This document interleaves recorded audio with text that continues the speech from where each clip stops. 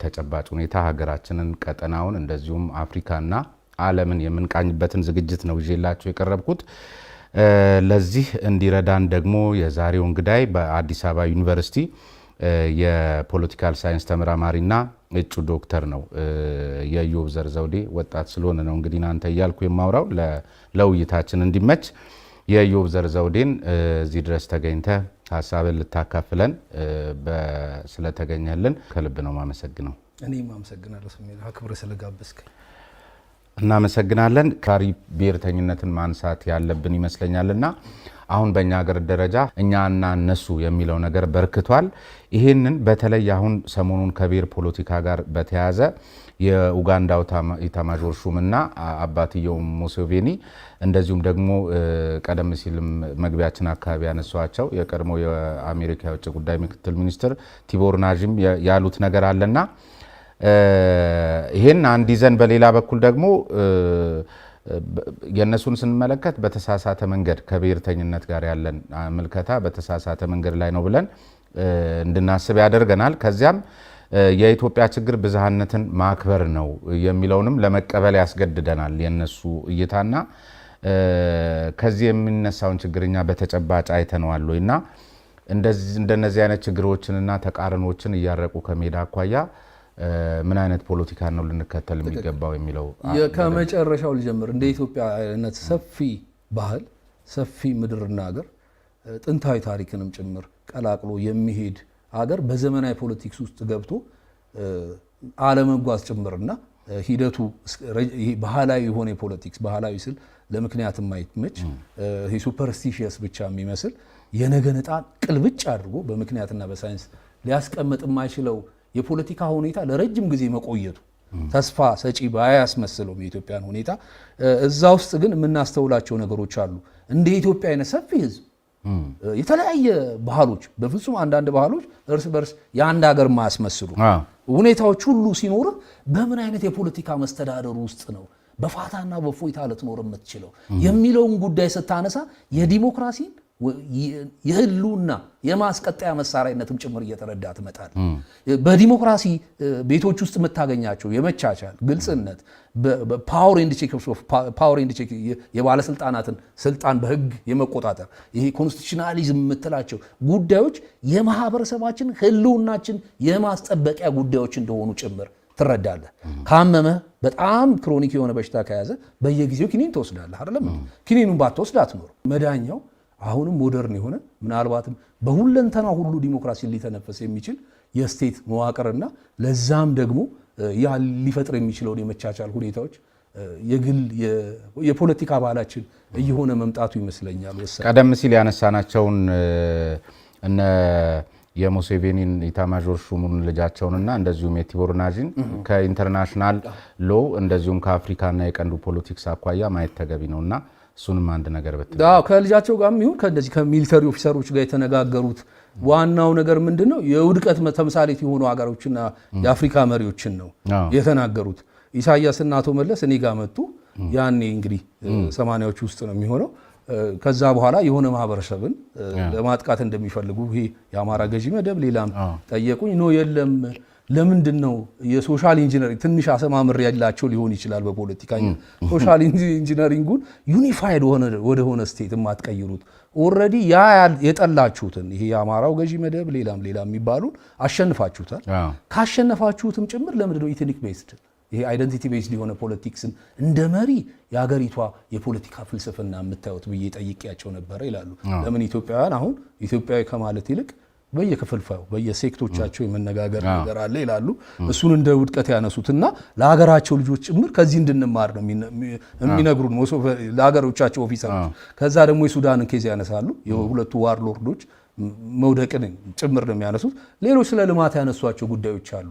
የናዥን ግን የአሜሪካኑ የአፍሪካን አምባሳደር ለ40 ዓመት የአፍሪካን ጉዳይ ሲመለከት የነበረው ኢንተርቪው ሪፖርተር ላይ እንዳየሁት ጠቃሚ ጉዳዮችን ይዟል። በኢትዮጵያ ፖለቲክስ፣ በአፍሪካ ፖለቲክስ፣ በዩናይትድ ኔሽን አሰራር፣ በቀጠና ተኮር ጉዳዮችና ኢንተርናሽናል ሎ ጭምር በተረዳ መልኩ ይዟል። ከዛ ውስጥ ጉልህ የሆኑት ነገሮች ውስጥ አንደኛው የአፍሪካ ጣፈንታ እንዴት የተሻለ ይሆናል የሚለው ነው። የአፍሪካም ይሁን የዓለም ፖለቲክስ እኛ ላይ ትልቅ ተጽዕኖ ስላለው እየመረመርን ማየት ቅድም ልንድንበት ከምንችላቸው ጉዳዮች ጭምር ስለሆኑ አንዳንድ ነገሮችን ለማለት ፈልጋለሁ። የአፍሪካን ፖለቲክስ የአሜሪካ መንግስት ብዙም ቦታ ሰጥቶት አያውቅም የሚል ነገር ነው በግልጹ የተናገሩት። የአፍሪካን ፖለቲክስ የዩናይትድ ኔሽንስ ሴኩሪቲ ካውንስል አገራት እንዲመደቡ መጣር ነበረብን ይላሉ። ዩናይትድ ኔሽን ባለበት ዘመን ውስጥ የዩክሬንና ራሽያ ዋር፣ የሚድል ኢስት መፈረካከስ፣ የምስራቅ አፍሪካ አደገኛ ሁኔታ ውስጥ መግባትና የሱዳንን እልቂት አለማስቆሙ ኦልሞስት 1945 ላይ ተቸንክሮ የቀረ ተቋም ነው ብለው ይወቅሱታል ዩናይትድ ኔሽንን። ከዛም በኋላ ደግሞ ወደዚህ ወደ ኢትዮጵያ ኬዞች ላይ ይመጣሉ። የኢትዮጵያን ጉዳይ ብትገልጸው ማያልቅ ሁሉ ጊዜ ችግር ነው ይላሉ። እሳቸው ከኔ በተለየ ግን ተስፈኛ ናቸው። ምናልባት በርካታ መረጃ የሚደርሳቸውም ሰው ስለሆኑ ወይም ደግሞ ዲፕሎማቶች ሀፍት ሩዝ ነው የሚነግሩ በዲፕሎማት የኢትዮጵያን ጉዳይም የተናገሩበት ሁኔታ አለ። የዚህ የባህር ወደብ ፍለጋ ላይ ጭምር ሞቃዲሾውን መንግስት ነው ብሎ መጥራት ከባድ ነው ይላሉ። ወይራስ ፕሮጀክት 200 የሚለው ይመስለኛል አንድ ጥናት አለ 900 ሰዎች ያጠኑት የሶማሌላንድ ግን እውቅና ለመስጠት ቅርብ እንደሆኑ እንደ ሊቨርፑሉ እንግሊዝ ካውንቲ እንደዚህ አይነት ሁኔታዎች እንዳሉ ጭምር ይናገራሉ። እዚህ ጋር ሶማሊያን እናረጋጋለን ብለው አሜሪካኖች በዩናይትድ ኔሽን አውቶራይዜሽን ተፈቅዶላቸው ሪዞሉሽን 7109 ይመስለኛል ጣልቃ ገብቶ ከባድ ጉዳት ነው የደረሰባቸው። ስለዚህ ጣልቃ የመግባትን ጉዳይ አሜሪካን ፖለቲክስ ከዛ በኋላ የሚያይበት መንገድ የተለየ ነው ያደረገው። ሶማሊያ ላይ በደረሰባቸው ፈተና ችግር የልጆቻቸው መሞት በክሊንተን ጊዜ ይመስለኛል የሩዋንዳው ኬዝ ላይ ዝም እንዲሉ አድርገዋል ነው የሚባለው። ገባ ጭፍጨፋው እንደሚኖር ያውቃሉ በመረጃ ተቋሞቻቸው በተለያዩ አካላት። ግን ሶማሊያ የደረሰ ሰው ላይ ለምን አስከሬኖቻቸው ሲጎተቱ ስለነበር ጭምር ወደ ሩዋንዳው ኬዝ እንዳይሄድ ያደረጉበት ሁኔታና ከባድና አደገኛ ሁኔታ የተፈጠረበት ሁኔታ አለ። እሳቸው ስለ ኢትዮጵያ ዲያስፖራ በጣም አርኪ ነገር ተናግረዋል። የኢትዮጵያን የአሜሪካን ኤምባሲ በጣም የተወሰነ አቅም 135 ሚሊዮን ህዝብ ያለበት ሀገር ውስጥ አንድ ኤምባሲ ብቻ መኖሩ እንደ ልባችን እንዳንንቀሳቀስ አድርጎናል የሚልም ሁኔታ አለ። የኢትዮጵያን ዲያስፖራ ግን ሊያነቡት የሚገባ ይመስለኛል የተናገሩት። እንደ ሀገራቸው የፖለቲካ መከፋፈል ሁሉ እነሱም የተከፋፈሉ ናቸው ይላሉ። እንዲያውም አንዳንዶቹ የዲያስፖራ አባላት የእነሱን ስራ ብቻ የምንሰራ ይመስላቸዋል አለ። ኤክስ የሚባለው ቡድን ይወጣል የሆነ ነገር ይጠይቀናል በሰላማዊ ሰልፍ፣ ዋይ ደግሞ ይመጣና ያኛውን ያወግዛል አሉ። ኢትዮጵያ የሃንጋሪያን ዲሞክራሲን የመሰረተው የሃንጋሪ ዲያስፖራ ነው። እስራኤልን ትልቅ ሀገር ያደረገው የእስራኤል ዲያስፖራ ነው። የኢትዮጵያው ግን እንደ ኢትዮጵያ ሁሉ የተከፋፈለ ነው ይላሉ። እና ትልቅ መልእክት ያለው ይመስላል። በትክክል ቀደም ሲል ያነሳናቸውን ነጥቦች ቀደም ሲል በፖለቲካችን ላይ ያለውን ይሄ ምንድነው ለቋንቋው ስንፍናውን አብረነው ተሸክመው ይሄድን ነው የሚመስለው በሳቸው እንትን። እኔ እንዲያውም የዚህ የዲያስፖራ ፖለቲክስ የተሰራም የተገነባም አይደለም። በድፍረት ነው የምነግርህ። ለምን የሀገር ነጸብራቅነቱን ኦልሞስት እያጣና ወቅታዊ ሁኔታዎች በጣም የራቀ ይሄ ቅድም ስንፈራው በነበረው ጅረት የተዋጠ ጭምር ሆኖ ነው የምታየው። በስደት የሚኖረው ኢትዮጵያዊ ለምን ዲያስፖራ የሚለው ቃል ራሱ አንዳንድ ፖለቲክስ እንደማር ትክክል አይደለም። ለምን ካክስት ከምን ጋር በየጊዜው እየተናገር ስሩን ፍለጋ ያጣ ህዝብ ነው ዲያስፖራ የሚባለው። በነገር ላይ እዚህ ሁለንተና ግማሽ ነገር እያለ ኢትዮጵያን ሪኮንስትራክት ሊያደርግ በሚችሉ መልኩ ግን ተሳታፊ አለመሆን፣ የፖለቲካዊ ጉዳዮች ላይ ድብልቅልቅ ያለ ነገሮች መታየት፣ በሰለጠነው ዲሞክራሲ ውስጥ እየኖርክ ምናልባትም እንደ ልብህ መናገር የምትችለውን አፍራሹን ነገር ላይ ብቻ የማተኮር በኢትዮጵያውያንና በስደተኞች ኢትዮጵያውያን መካከል ሰፊ ሰርጥ እንዲከፍት አድርጓል። ያ ደግሞ ጠንካራ ሀገር የመሰረቱትን ሃንጋሪ ትናንትና ከሶቪየት ህብረት ተገንጥላ የወጣች ሀገር ነች። የእስራኤል የትናንትና ሀገሮች ናቸው። ጠንካራ የዲያስፖራ ሰፖርት ኢንቴግሬትድ የሆነ ዩኒፋይድ የሆነ ለመብቶች የሚታገልና የኢኮኖሚና የነፃነት እፎይታውን ለወገኖቹ ማበርከት የሚችል አለመሆኑ ሁልጊዜም ፐዝል ነው የሚሆንብኝ። ስሜነ ሁሌም ከሚገርመኝ ሀገር ሁኔታዎች ውስጥ አንዱ እኔ እዛ ብኖር እንደዛ ሆን ነበር ዘላለሜን ጠቅልዬ ብገባ ሁሉ የሚያስብልህ ነገሮች ናቸው ያሉት። ያንን በሚገባ እሳቸው ቀጥቅጠውታል ብዬ ነው የማስበው።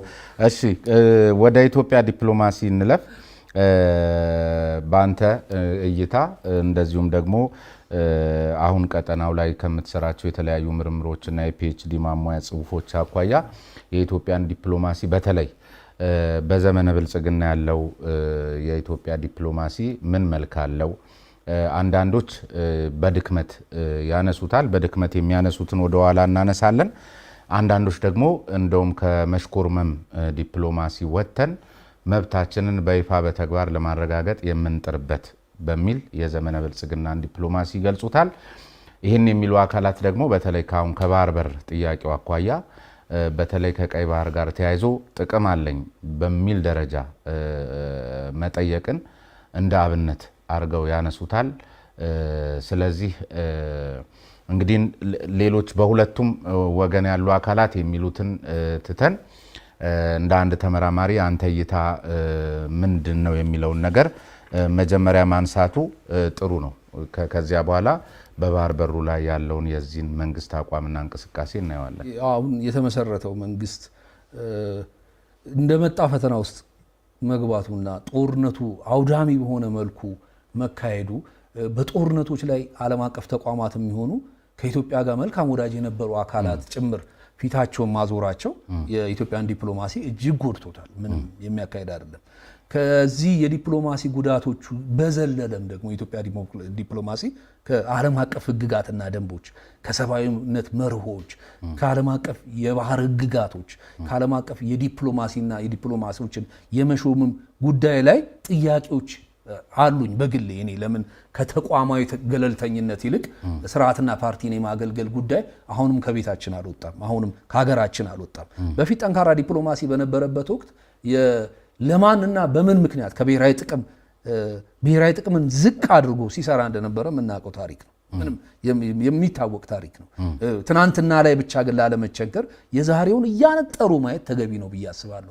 ይሄ ተቋማዊ ገለልተኝነት ምንን ያመጣል መሰለ?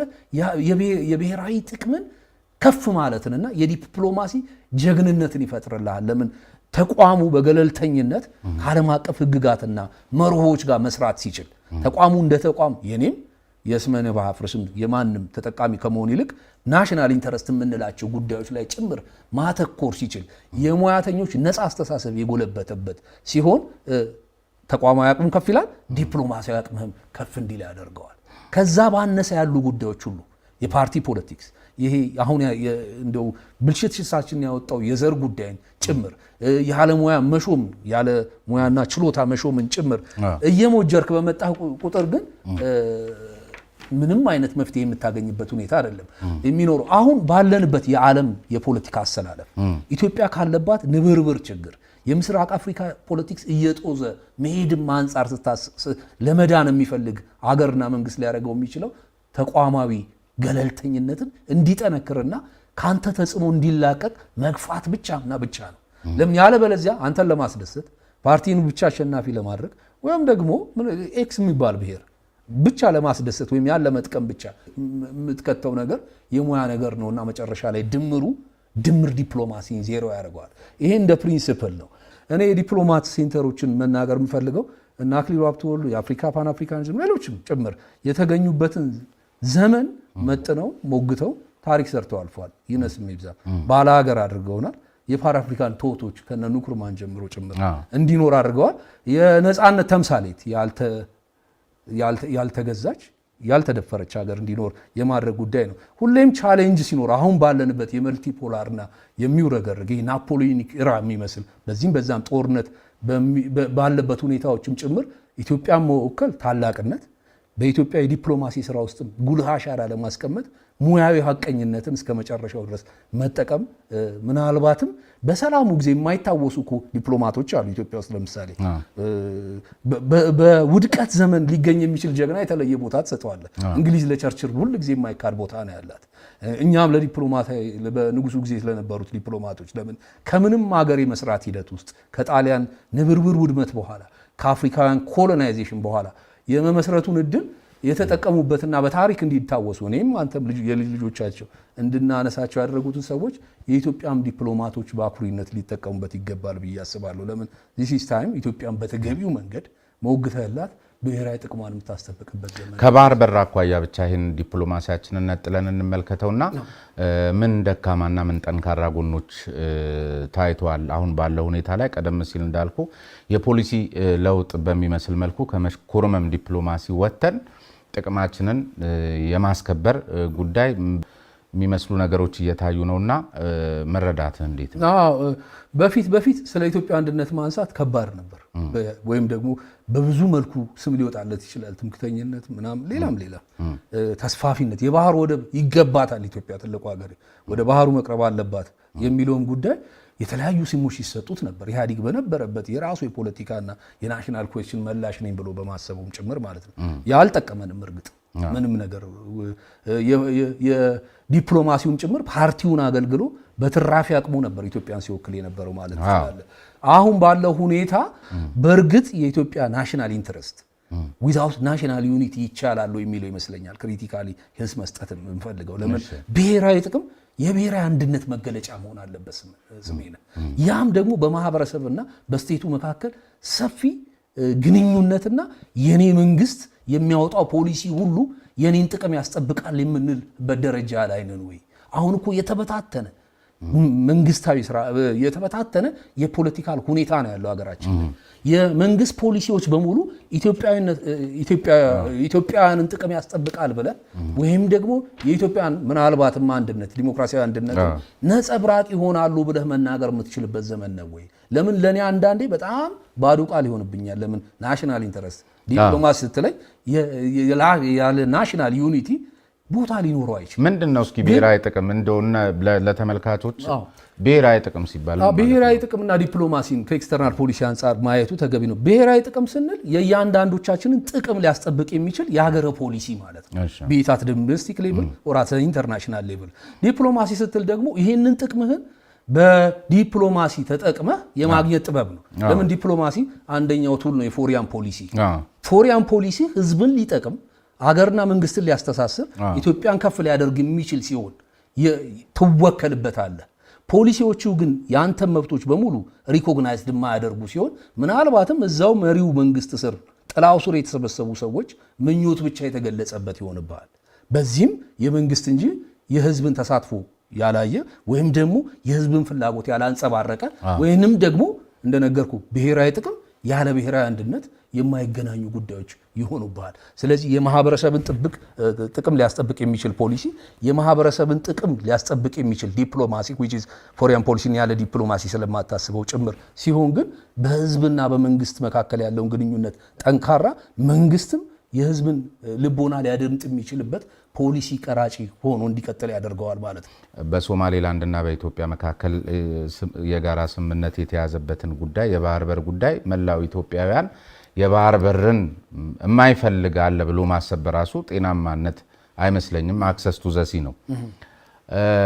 ግን አንዳንድ ጊዜ አሁን ይህን ስምምነት በተመለከተ በራሱ ከብሔራዊ ጥቅም ይልቅ የፖለቲካ አንድምታ ያላቸውና ብዥታን የሚፈጥሩ የሚዲያ ዘገባዎችን እየሰማን እየተመለከትን ነውና ይሄ በራሱ አንድ ችግር ፈጣሪ ነው። ለምሳሌ የብሔራዊ ጥቅም ምን ማለት ነው ስል ያነሳው ጥያቄ ያለ ምክንያት አይደለም። ምክንያቱም እያንዳንዳችን ተጠቃሚ የምንሆንበት ጉዳይ ከሆነ የእያንዳንዳችንን ተሳትፎ ያስፈልጋል ማለት ነው። ስለዚህ አሁን በባህር በር ጉዳይ ላይ የተያዘውን ስምምነት ለህዝቡ በሚገባው ልክ ማብራራትና በጉዳዩ ላይ የጋራ መግባባት መፍጠር፣ ስምምነቱ ያለፈበትን ሂደትና መነሻ ምክንያት በደንብ በሚገባው ልክ ማብራራት የሆኑ ፓርቲዎችን ወይ ተወካይ ነኝ ባዮችን ሰብስቦ መናገር ብቻ ሳይሆን ለማህበረሰባችን በደንብ በሚገባው ልክ ማብራራት ተገቢ ነውና በሁሉም ኢትዮጵያውያን ዘንድ የጋራ መረዳት ሊኖር ይገባል ብለው የሚሟገቱ አካላት የጋራ መረዳት በሌለበት የጋራ አስተሳሰብ ተፈጥሮ ዛሬ እየፈነጩ የሚገኙትን ግብፅን የመሰሉና ታሪካዊ ሌሎች ጠላቶችን ለመመከት የጋራ መግባባትና የጋራ መረዳት ያስፈልጋል። ለዚህ ደግሞ ሂደቱን መናገርና ማብራራት በሚል ነው የሚተቹት ድክመቱን የሚያነሱ አካላትና ለመጨመር ያህል ነው። ፖሊሲ ውስጥ እንደሚጠቀመን አሰብን። ወደ ባህሩ መጠጋት ነው አክሰስ ቱ ዘሲ ምንም ጥያቄ የለውም ብለን ተነጋገርን። የኢትዮጵያ መርከቦች ሲወጡ ሲገቡ ወይም ደግሞ በጂኦፖለቲክስ ላይ የሚኖረንን ተጽዕኖና ቦታ ከፍ ያደርጋል። ምንም ወደዛ ተደጋግሞ ስለተነገረ ወደዛ አልሄድም። ሆኖም ግን ትልቁ ነገር ምንድነው?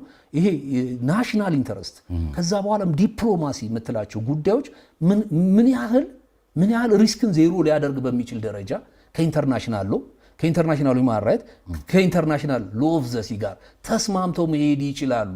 ያለበለዚያ እዚህ ጋር ችግር ነቅረ እዛ ጋር ችግር መትከል ነው የሚሆነው። ይህንን አበክረን ልንነጋገርበት ይገባል። በተረፈ እኮ ይሄ የመንግስትን ሀሳብ ወደ ህዝብ ማውረድ ምናምን ብዙ ካድሬዎች አሉን እኛ ሀገር። ያንን ማድረግ ይችላሉ።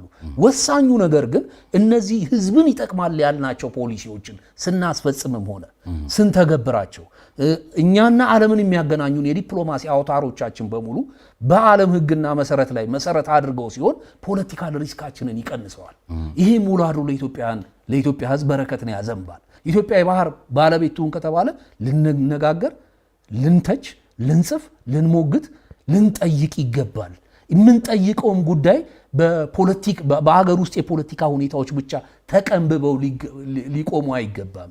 ኤክስፐርቲዝ ቢዩ ያስፈልጉታል። የምንኖረው የሚውረገረግ ለቀይ ባህር ብዙ የማይርቅ ዙሪያው በአደጋ የተከበበ አገርና ቦታዎች ውስጥ ነው።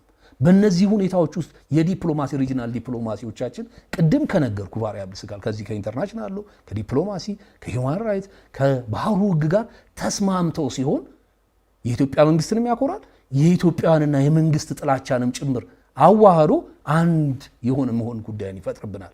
አሁን መንግስት ጥሩ ፖሊሲን ቢያወጣ ባለብን የመናቆርና ከባድ ሁኔታ ውስጥ የመሆን ሁኔታ አንጻር የማንንም በጎ ሳይድ የምናይበት ሁኔታ ጭምር አይደለም።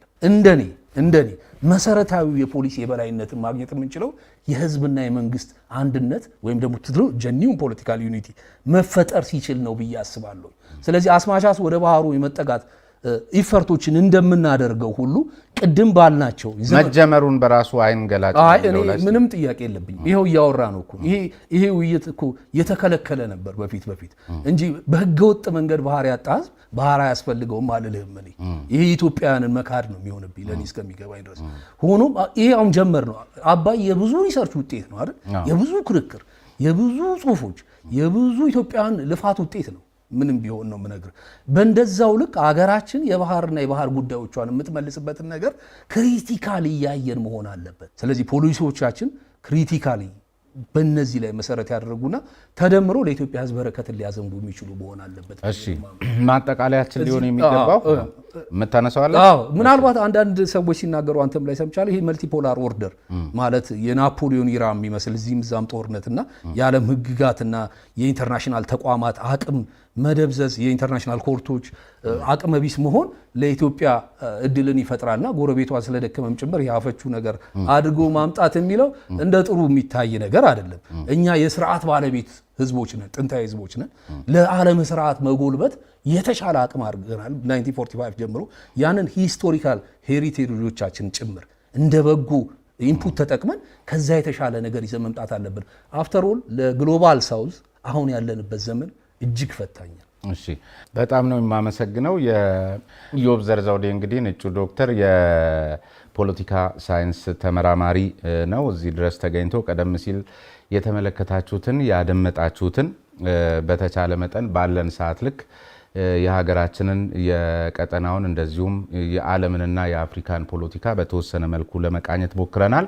በተመሳሳይ ሌላም ጊዜ እንግዲህ እንዲሁ ተገናኝተን በተለይ ከዚህ ከባህር በር ጋር የተያዘውን ጉዳይ ቀደም ሲል ካነሳቸውና እንደ ስጋት ምንጭ ሆነው ከሚታዩ ክሪቲካሊ ሊታዩ ይገባቸዋል ካልካቸው የዲፕሎማሲ፣ የህግ፣ ዓለም አቀፍ የሰብአዊ መብት